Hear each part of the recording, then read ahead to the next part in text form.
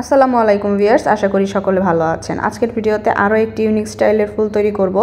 তো তার জন্য কিন্তু প্রথমে একটি কাপড় আমি মাঝখান বরাবর ভাঁজ দিয়ে নিচ্ছি, তারপর আরও একটি ভাঁজ দিয়ে নিলাম। এবার একটি রাউন্ড বোর্ড নিচ্ছি যার লম্বা হবে কিন্তু 2.5 ইঞ্চি। আপনারা চাইলে এখানে 3 থেকে 3.5 ইঞ্চিও নিতে পারেন। এবার বোর্ডটি কাপড়ের উপর রেখে খুব ভালোভাবে রাউন্ড করে মার্ক করে নিচ্ছি। তো মার্ক করে নেওয়ার পর এখন খুব ভালোভাবে কিন্তু কাটিংটা করে নিতে হবে। কাটিংটা কিন্তু খুবই মেইন, অবশ্যই কিন্তু রাউন্ড করেই কাটিং দেওয়ার চেষ্টা করবেন। তো আমি এখানে সম্পূর্ণ কাপড়টিকে খুব ভালোভাবে রাউন্ড করে কেটে নিচ্ছি। তো প্রথমে কাপড়টিকে রাউন্ড করে কাটা হয়ে গেলে সেম মাপের কিন্তু আমি আরও একটি কাপড় নিয়েছি। আমি এখানে 5 পিস করে টোটাল 10 পিস কাপড় ব্যবহার করেছি। আপনারা চাইলে কম বেশি করেও নিতে পারেন। তো এখান থেকে প্রথম কাপড়টিকে আমি মাঝখান দিয়ে ভাঁজ দিয়ে দিলাম। এবার পরবর্তী যে কাপড়টি সেটিকেও কিন্তু মাঝখান বরাবর ভাঁজ দিয়ে এভাবে আড়াআড়িভাবে ভাঁজ দিতে হবে, মানে কোনার অংশটি উপরে থাকবে এবং বন্ধ অংশটি কিন্তু নিচের দিকে থাকবে। তারপর নিচের যে মাঝখান বরাবর ভাঁজ দিয়েছিলাম সেই কাপড়টির মাঝখানেই কিন্তু একদম বসিয়ে দিতে হবে। অবশ্যই দেখবেন মাঝখানে যাতে বসে।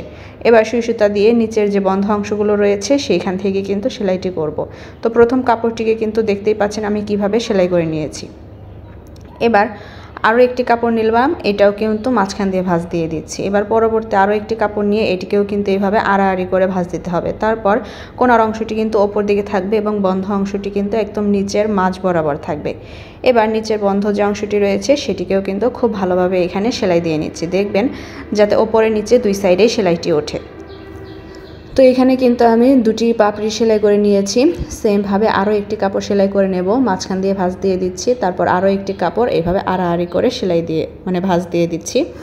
তারপর ওপরের অংশের দিকে কিন্তু কোনার অংশটি থাকবে এবং নিচে কিন্তু বন্ধ অংশটি থাকবে। অবশ্যই কিন্তু মাঝখান বরাবর চেষ্টা করবেন বসানোর। তারপর খুব ভালোভাবে নিচের দিক থেকে সেলাইটি করে নিচ্ছি। তো এখানে আমি টোটাল 3টি পাপড়ি সেলাই করে নিয়েছি। এবার বাকি যে কাপড়গুলো ছিল সবগুলোই কিন্তু একে একে আমি সেলাই করে নিচ্ছি। তো সবগুলো কাপড় সেলাই করার পর দেখতেই পাচ্ছেন কীরকম লুকটি আসবে। তো সবগুলো কাপড় সেলাই করা হয়ে গেলে এখানে সুতো ধরে টান দিয়ে কিন্তু সবগুলো কাপড় একসাথে করে নিচ্ছি।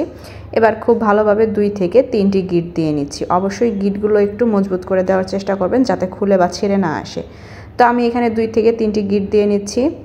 এবার গিট দেওয়া হয়ে গেলে বাড়তি যে সুতার অংশটুকু রয়েছে সেটুকু কাটিং করে দিচ্ছি। কাটিং করে দেওয়ার পর এবার হাত দিয়ে কিন্তু একটু শেপ দিয়ে নিচ্ছি যাতে ফুলের লুকটি আর একটু ভালো আসে। অবশ্যই প্রত্যেকটি ফুল তৈরির ক্ষেত্রে কিন্তু এভাবে হাত দিয়ে একটু ছড়িয়ে নেবেন, এতে কিন্তু ফুলের পাপড়িগুলো দেখতে আরও ভালো আসে। এবার একটি পুঁতি অ্যাড করে ডেকোরেশন করে নিচ্ছি।